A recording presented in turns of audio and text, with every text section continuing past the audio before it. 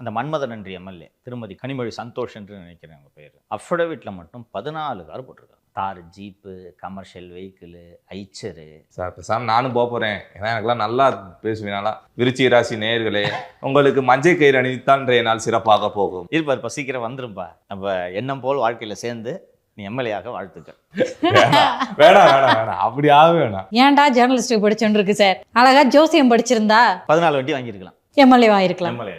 நேற்று மாலை தலைமைச் செயலகத்தில் மஹிந்திரா நிறுவனம் தயாரிக்கக்கூடிய அத்தனை வகையான வாகனங்களும் அணிவகுத்து நின்றன.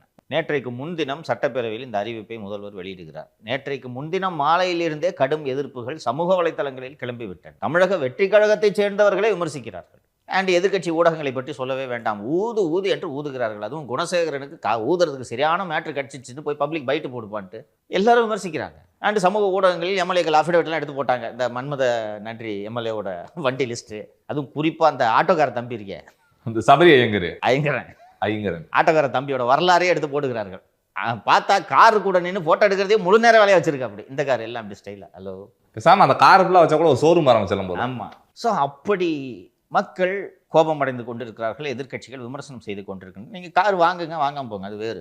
அன்றைக்கி சாயங்காலமே புது காரெல்லாம் நீங்கள் அணிவகுத்து வச்சிங்கன்னா இது எப்படி செய்தியாகும், எப்படிப்பட்ட எதிர்வினையை ஏற்படுத்தும் என்பதை ஒரு அரசு அனுமானிக்க வேண்டாமா? மாதம் 2500 ரூபா எங்க, 6 சிலிண்டர் எங்க, அதுக்கெல்லாம் நேரம் இல்லை. துறைக்கு சொன்னீங்களே தமிழ்நாடு முழுக்க எங்க பெண்களுக்கு ஃப்ரீ பஸ் எங்கன்னு கேட்குறாங்க. எங்க, அதுக்கெல்லாம் நிதி இல்லை. சொன்ன கோரிக்கை நிறைவேற்றல, சொல்லாத கோரிக்கை நிறைவேற்றுறதுக்கு இம்புட்டு அவசரம்னு பேசுவார்களாம், மாட்டார்களாம். விவசாயிகளும் காத்திருப்பு போராட்டத்தை அறிவிச்சிருக்காங்க சார். அவங்களும் கேட்கறது என்னன்னா, பயிர் கடனை தள்ளுபடி பண்றதுக்கு நிதி இல்லை உங்களுக்கு, எல்லாத்துக்கும் கார் கொடுக்க மட்டும் உங்களுக்கு நிதி இருக்கா அப்படின்னு கேட்குறாங்க. இது வரும். நான் உண்மையிலேயே அஞ்சுகிறேன். யார் பார்க்கறதுக்கு வர வச்சிங்க காரை? யார் பார்க்க போகிறது? யார் வர வச்சது? யார் அந்த காரை இன்ஸ்பெக்ட் பண்ண போகிறது? ஏன்னா டெஸ்ட் போக போறீங்களா சேட்டை சுற்றி? அதான் சார் தெரியல, யார் தான் சார் கூப்பிட்டுருப்பா. இப்படிலாம் பண்ணுவாங்க. கேட்டால் நீ இப்போ செக் பண்ணு, யார் வர வச்சதுன்னு கடைசி வரைக்கும் தெரியாது. கடைசியாக சுற்றி ஒரு செக்ஷன் ஆஃபீஸர் தலையில் கட்டுவாங்க.